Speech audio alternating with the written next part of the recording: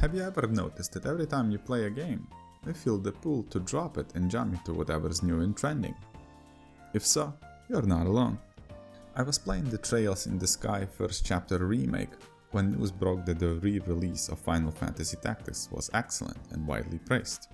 From the moment I read the reviews, I knew I wanted to play it. I ordered the game, and that's when it hit me.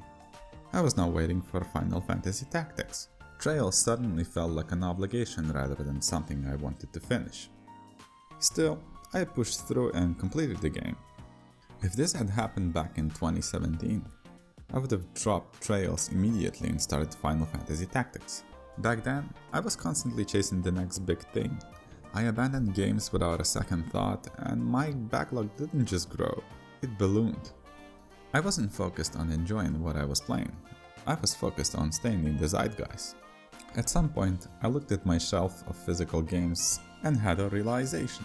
I'd wasted both time and money. I hadn't seen many of these stories through, and games aren't cheap. When I buy a game, I intend to keep it, so selling them to recoup the cost was never really an option. So I asked myself, how the heck do I fix this? Advice such as buying fewer games or having more discipline don't exactly work. I wanted something practical, something that could actually change how I play games. Over time, I started experimenting with small rules and mindset shifts that helped me stop chasing the zeitgeist and start finishing games that I already owned. They didn't magically erase my backlog, but they did something more important. They helped me enjoy games again instead of feeling pressured by them. So here's what worked for me. I have a simple but very effective rule. I only play 2 games at a time. One portable game and one game on a home console. This keeps each game's story and gameplay loop fresh, and it reduces the mental friction that comes from constantly switching between titles. Because the experiences are physically separated, I'm less tempted to bounce back and forth. Each game has its own space and purpose. This makes it easier to stay engaged and actually finish them. That said, I know this isn't realistic for everyone. Some people only have access to a single platform, and that's fine. The core idea isn't about hardware, but about limiting your active games in a way that works for you. This tip might sound a bit controversial, and it won't apply to everyone, but I've found it helps to play games on hardware they were originally designed for. When I load up an older game on a modern console, I often catch myself asking, why am I playing it here? I could instead be playing its sequel or something that takes full advantage of the hardware.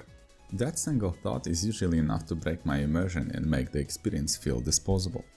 Modern consoles are built around instant switching, constant updates, and if you are online, a steady stream of notifications. Retro games, by contrast, shine as focused, self-contained experiences. They were designed around very specific hardware limitations, and those constraints are part of what gives them their identity.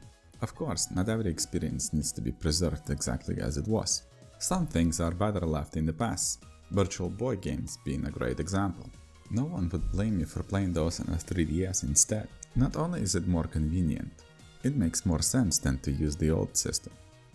Although Nintendo seems to think otherwise. I also recognize that some games benefit from more powerful hardware. If a game struggled on its original system, Bayonetta 3 on the Switch comes to mind. It's probably better to play it on stronger hardware if you can. When I talk about playing a game on the system it was meant for, I'm thinking of platforms like the Nintendo DS, where the hardware itself is part of the experience. The point isn't purity, it's intention. Playing retro games on native hardware, or at least on clearly separated setups, makes them feel more deliberate, and not like something you briefly poke at before moving on. Not every game needs to be completed to 100%. Before you start, decide what a finished game actually means for you. Is it reaching the credits, completing the main story, or finishing the epilogue? Having a clear finish line removes the stress and makes it easier to move on without feeling like you gave up. Playing games isn't a job, it's a hobby. Some games simply aren't worth full completion. Assassin's Creed Valhalla is a good example. It demands far more time from its side content than from its main story, to the point where completion starts to feel excessive rather than rewarding. On the other hand, some games earn the extra time. Pikmin 4, for instance, has a genuinely enjoyable post-credits loop.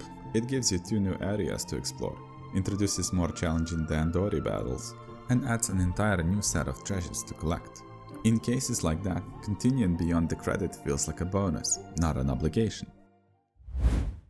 Backlogs have a way of making me feel like I have to finish the game, because I already paid for it. It's a classic sunk cost fallacy example. The idea that money needs to be justified, that the game must entertain me, even when it doesn't. In reality, if a game isn't clicking, letting it go is far more healthier than forcing myself through it. I've spent many hours trying to push through certain Souls games. I genuinely think they're incredible, but when I hit a wall, frustration replaces that enjoyment, to the point that continuing isn't fun anymore. Obviously, some games get easier as you progress, but the time investment has to be worth it. If it still feels like a slog after reaching the so-called good part, the best option is to stop and move on to something else. Forcing yourself to finish a game you're not enjoying doesn't reduce backlog and anxiety, it adds to it. In those cases, the most reasonable choice is to pass the game to someone who might enjoy it, or sell it and put that money towards something you actually want to play. The last piece of advice I'd like to give is this: your backlog isn't homework, it's a library. It's a curated collection of games you were interested in at some point, not a checklist you're obligated to clear. You don't feel guilty for not reading every book in the library, and your backlog deserves the same grace. When you treat your backlog like a to-do list, every unplayed game becomes a source of quiet pressure. Choosing what to play stops being exciting and starts feeling like a chore. A library mindset flips that on its head. You're free to browse, sample, put something back, or come back later without judgment. Some games will resonate with you now, others might be interesting later on, and some might never click at all. That's okay. The value of a backlog isn't in completing it, but in having options that match your mood, energy, and curiosity at the moment. At the end of the day, your backlog isn't something you need to conquer. It's a reminder of all the experiences you were excited about at some point. Games aren't going anywhere, and neither is that sense of discovery that made you pick them up in the first place. So take your time, finish what you're loving, walk away from what you're not, and most importantly, play in a way that actually feels good to you. If you enjoyed this video, please like, subscribe, and press the bell for YouTube notifications. And to get in touch, just use Blue Sky. Thanks for watching.